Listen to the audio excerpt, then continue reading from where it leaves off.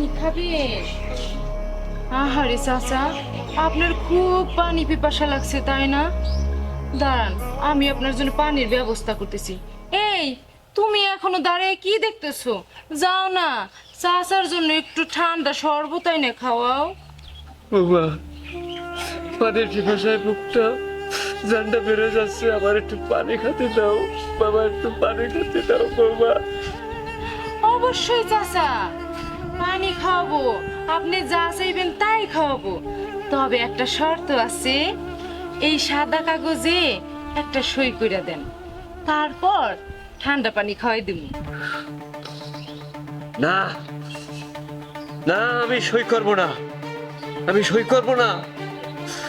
ও আসবে, আমার মেয়ে আসবে, আমি সই করব না। খোদার কসম কাকা, এই জমি যদি আমার নামে লিখে না দাও, তোমার সত্যি বড়ি দিয়ে আমি জব দিয়ে ফালাবো। মেরে ফেল, তোরা আমার মেরে ফেল, তারপরেও আমি তোদেরকে আমার সম্পত্তি লিখে দেব না। এই সম্পত্তি হচ্ছে আমার মেয়ের, সে আসবে, আমি ওকে দিয়ে দেব, তোদের দেব না আমি। বুঝতে পেরেছি আঙ্কেল, সোজা আঙ্গুলে ঘি উঠবে না। দুলা ভাই, আমায় আঙ্গুলটা বাঁকাতে হবে। এই অর্থ সম্পদের অধিকার হচ্ছে আমার মেয়ে। রোজ মাছকাটা বড়ি নিয়ে ওকে জবাই দিয়ে আজকে নাস্তা করব। দিবি না? না দিবি না? সম্পত্তি কেমনি নিতে হয় তো আমার ভালো করে জানা আছে। গন্ধির বাচ্চা, আজকে তোরা মারি ফেলাবো। মর, মর, দাঁড়িয়ে আছিস? যা, বটি নিয়ে আয়। তোরে আজকে মারি ফেলাবো। মারো কইতাছি, মারো। সাথী, কাকার তো ভাব ভালো ঠেকতেছি না। কাকা মনে হয় আমার জমি দেবে না। আহা, তুমি এত টেনশন করতেছো। নাও, পানিটা হাতে নাও, তো পানিটা খেয়ে মাথাটা ঠান্ডা করো। তারপরে আমি যা বলি ওইটা শুধু মন দিয়ে শোনো। কাকা জমি লিখে দিবে না তো ওর বাপ জমি লিখে দিবে। আজ রাতে কাকাকে জব করি একদম নদীতে ফেলে দাও। গরু যেভাবে জবাই করে তোমার চাচারে ঠিক সেইভাবে জবাই করে ফেলবো, আর কোনো বাধা থাকবে না। কথা তুমি খারাপ বলো নাই, তাহলে চলো কাকাকে জবাই করব। চলো। একটু পানি দাও, বুকটা ফেটে গেল, জান বেড়ে গেল, একটু পানি দাও। রোজ, জিয়াপা, বটিটা দে।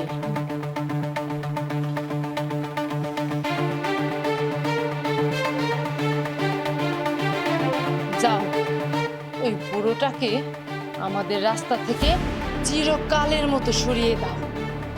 ধরো বলছি। কি হলো, এখনো দাঁড়িয়ে কি দেখছো? যাও বলছি। সাথী, তুমি আমারে মাফ করে দাও।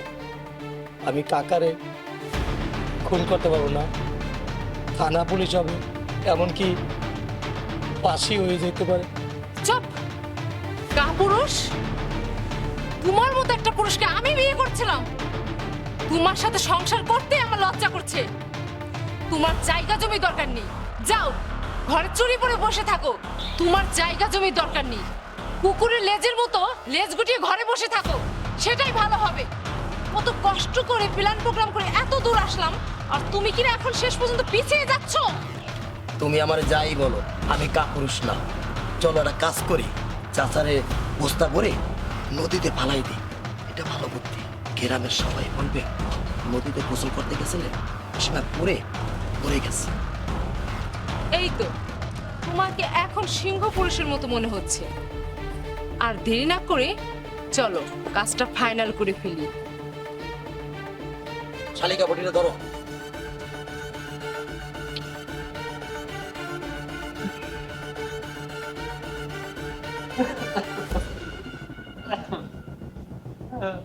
চাচা যান, আমার একটু পানি খাচ্ছি, আমার জানটা বেড়ে গেল। এই যে আপা, বস্তা আনছি। আনছোস? খুব ভালো করছো। রোজ ধরতো। তুই পা ধরো ভালো করে, পা ধরো। রোজ পা ধরো, ধরো, ধরো। করো করো।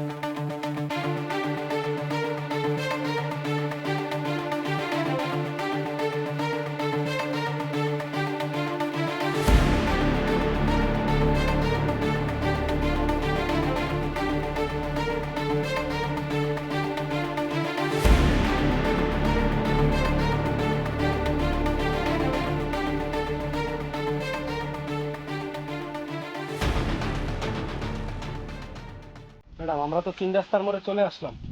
হ্যাঁ, তাই দেখতেছি। ম্যাডাম মনে হচ্ছে ওই বাড়িটা হবে। তাই মনে হবে, চলো যাক।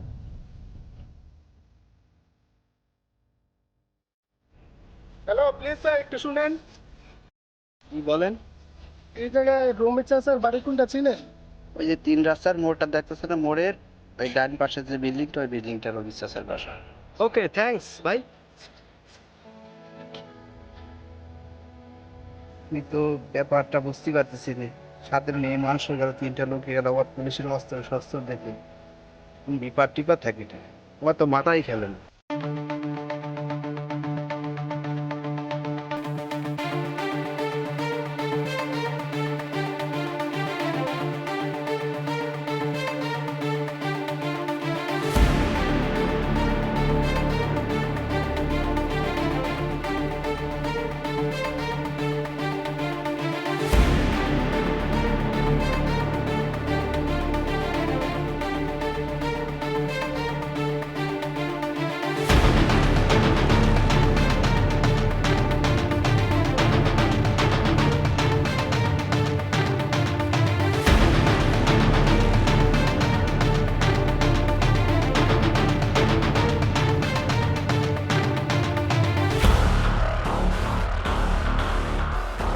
কি ব্যাপার, ওরা বস্তা নদীতে ফেলাচ্ছে কিসের জন্য?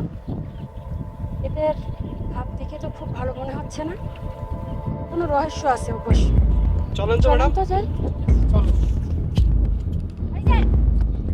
ভাই, বস্তার ভিতরে কি আছে যেটা নদীতে ফেলার চেষ্টা করতেছেন আপনারা? এই মেয়ে, তুমি কে? বস্তার মধ্যে কি আছে সেটা জানা তোমার কি দরকার?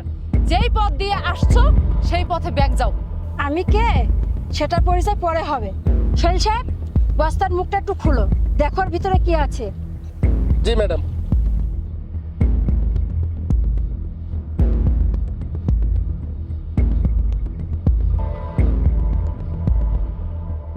ম্যাডাম বস্তার ভিতরে তো লাশ। লাশ?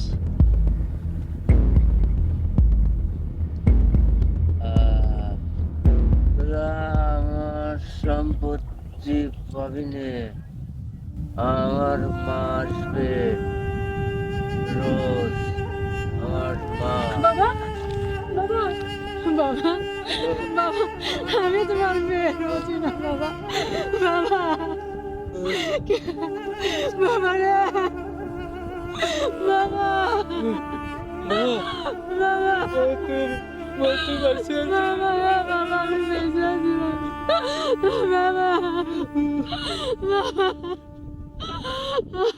বাবা, তোমাকে যে মেরে ফেলতে চেয়েছে আমি তাদেরকে ছাড়বো না, কখনো ছাড়বো না বাবা, বাবা, বাবা। পাখি আর সাথী ওরা আমার সন্তানের মতো, তুই ওদের কিছু বলিস না, ওদের ক্ষমা করে দিস।